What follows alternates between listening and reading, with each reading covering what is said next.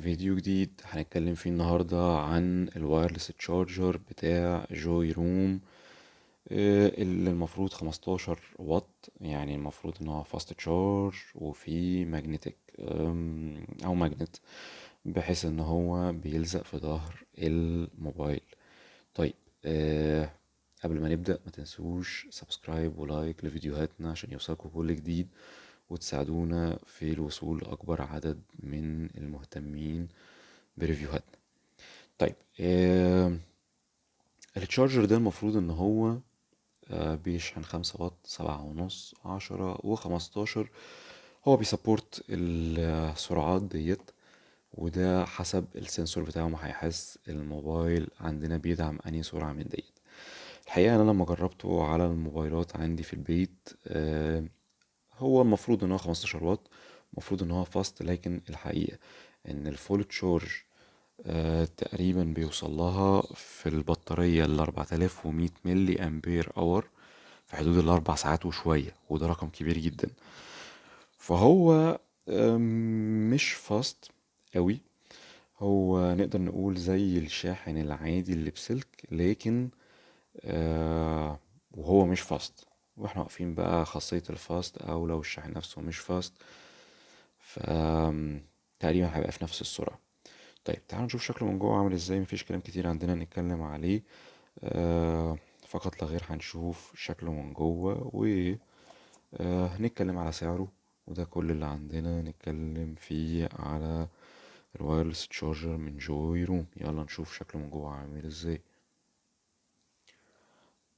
طبعا جوي روم يا جماعة ده براند صيني عشان بس نبقى عارفين. ده العلبة اهي زي ما قلنا، وجوه فيه كتيب كده صغير يوزر مانيوال، وده شكل التشارجر نفسه.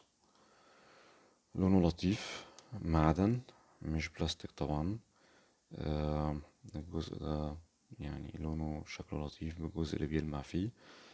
اهم حاجة عندنا هنا بقى ان السوكت بتاعه تايب سي. طيب، انا في حالتي احتجت ان انا اشتري له كونفرتر علشان اقدر اشغله على الشاحن اللي عندي في البيت. ده شكل الكونفرتر. آه هيبقى تايب سي فيميل من هنا علشان يدخل في السوكت دوت، ومن هنا يو اس بي عادي علشان يدخل في التشارجر اللي عندي. آه لو هتحتاجوا للجزء دوت علشان تقدروا تشغلوا الشاحن، اختاروا نوع محترم وسرعة نقل البيانات فيه تكون عالية، ويكون يدعم الفاست تشارج. لان حتى ده لو كان سريع في الشحن بتاعه، الجزئية دي اللي هتوصل ما بينه وما بين الشاحن ممكن لو هي مش قد كده، الخامات بتاعتها وسرعتها مش عالية، هتعمل مشكلة، هتقلل اصلا السرعة. طبعا انا في حالتي مفرقتش معايا حاجة خالص، لان انا اصلا اكتشفت ان هو يعني سرعته عادية. تقريبا سعره كان الطبيعي على امازون في حدود 280 جنيه، 200 حاجة و80 جنيه. وبعد الخصومات بتاعت البلاك فرايداي تقريبا سعره كان يعمل في حدود 220، 210، ويمكن اقل كمان شوية. ده تقريبا كان عندنا كل حاجة نقدر نقولها عن الوايرلس تشارجر من جوي روم. لو حد بيفكر في وايرلس تشارجر لأي سبب من الأسباب، بس يبقى عارف إنه مش هيبقى سريع زي ما هما بيقولوا. التشارجر ده موجود وسعره معقول جدا. ده كان كل حاجة عندنا النهاردة. متنسوش سبسكرايب ولايك، ونشوفكم في فيديو جديد إن شاء الله. شكرا جزيلا.